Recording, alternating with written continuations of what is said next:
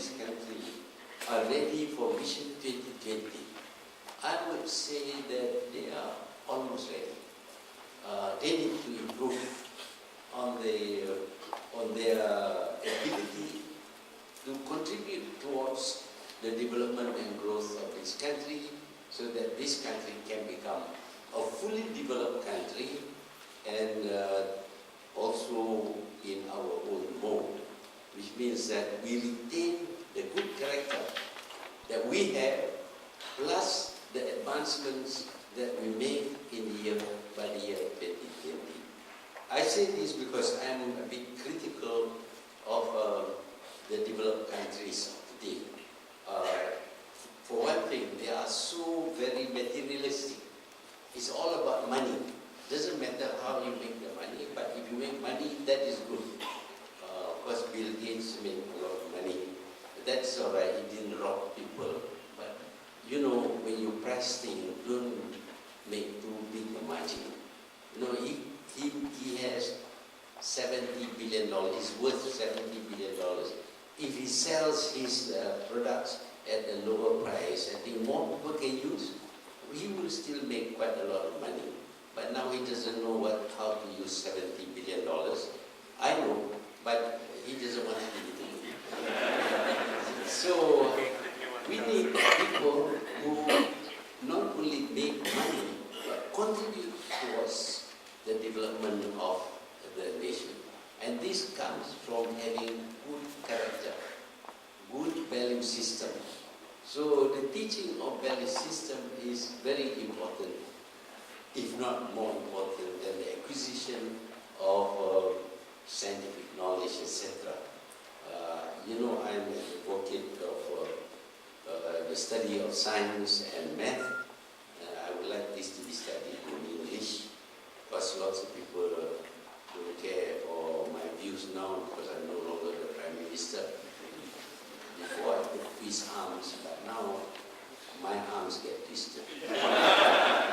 See, so we need, in 2020, we need to have quality people living in this country. The young people, by then there would be maybe older young people or middle-aged people, but they will fill in all the places left vacant by some older people who have gone away.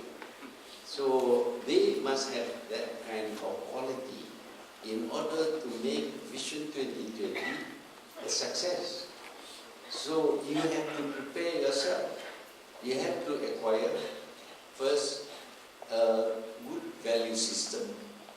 Secondly, you have to acquire the knowledge and the skills that are required in order to develop this country. And today, we know that science dominates all other fields of knowledge, science and mathematics. The difference between science and other subjects is that other subjects are static.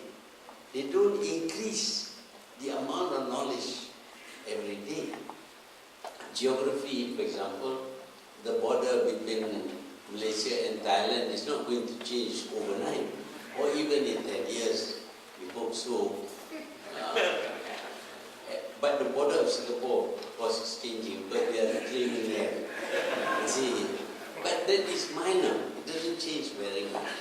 But science, every day, somebody is discovering something new, something that we have never heard of.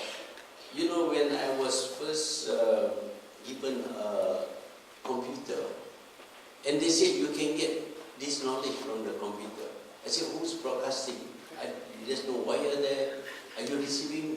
No.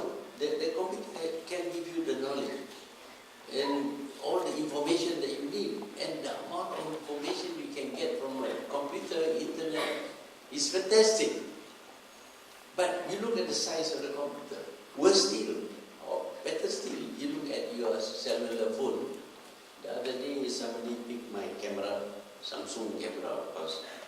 And I have a picture which he wanted to transfer to his telephone. He just pressed some buttons and all that. And then he showed his telephone. The picture is there. I didn't see thing moving across it. No wire, no nothing. Just press a few buttons. Where does that come from? That knowledge? It comes from science.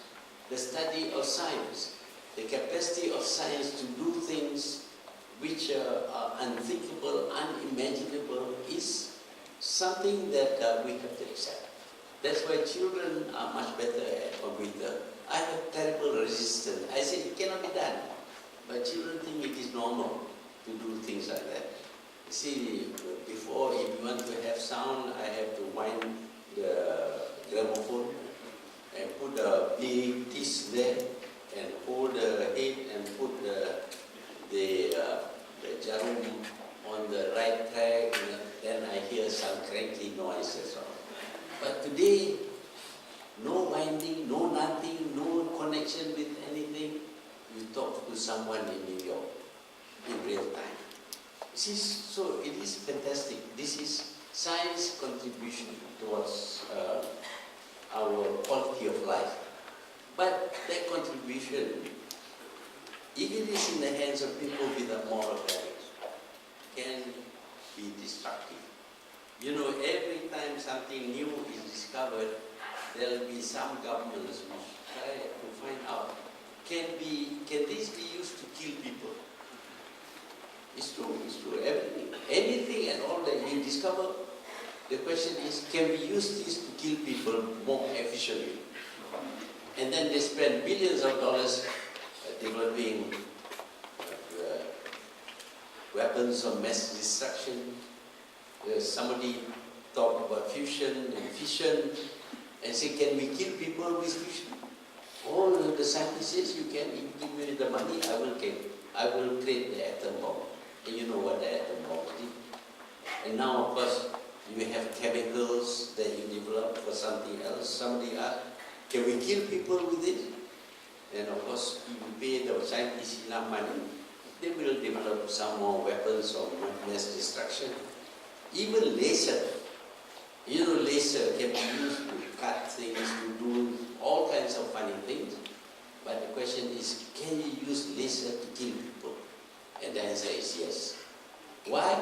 It's because the moral character is not there. That is why I stress over and over again the need for moral character, the need for good values among our people, so that when we achieve Vision 2020, we will build a great country that loves peace, that uses science for the good of humanity.